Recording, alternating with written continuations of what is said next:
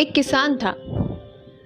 उसे खूब धन संपत्ति अपने पूर्वजों से विरासत में मिली थी, इसलिए उसे किसी चीज की कोई कमी नहीं थी।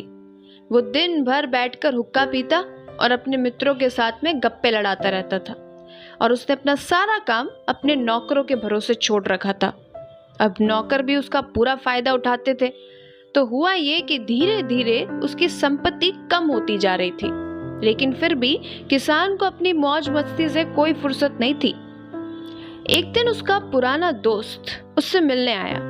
उसने ये सब कुछ देखा तो उसे बड़ा दुख हुआ कि किसान तो कुछ काम ही नहीं करता, अपने कर्तव्य का पालन ही नहीं करता, और उसकी संपत्ति तो कम होती जा रही है। उसने उसे बहुत समझाने की कोशिश की, लेकिन उस पर उसका कोई असर नहीं हुआ। तब उसके मित्र को एक उपाय सूझा।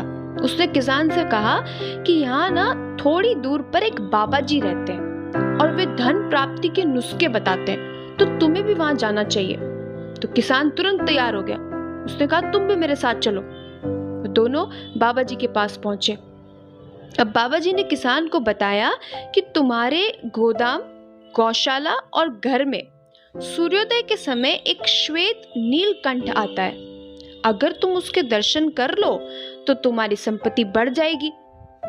तो किसान तो अगले दिन सूर्योदय से पहले ही उठ गया और गोदाम की ओर चल दिया।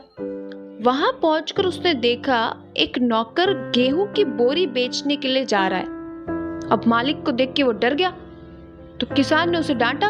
उसे पूछा, क्या कर रहे थे तुम? उसने कहा कि वो अक्सर चोरी से अनाज बेचता है। किसान को गुस्सा आया और उसने उसे काम से हटा दिया। फिर वो गौशाला पहुंचा। वहां उसने देखा कि गौशाला का कर्मचारी दूध बेच रहा है और जो भी पैसे आ रहे हैं वो खुद रख रहा है। किसान ने उसे भी डांटा और काम से निकाल दिया।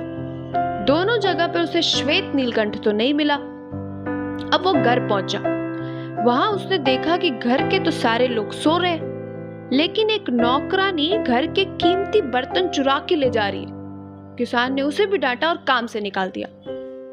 अब किसान श्वेत नीलकंठ के चक्कर में रोज गोदाम जाता, गौशाला जाता, घर जाता, हर दिन चक्कर लगाने लगा, और उसके डर से अब सारे कर्मचारी सही से काम करने लग गए और उससे उसकी संपत्ति बढ़ने लग गई। लेकिन उसे श्वेत नीलकंठ के दर्शन नहीं हुए।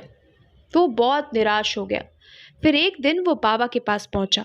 उसने बाबा जी से कहा कि बहुत प्रयास करने के बाद भी मुझे श्वेत नीलकंठ के दर्शन नहीं हुए।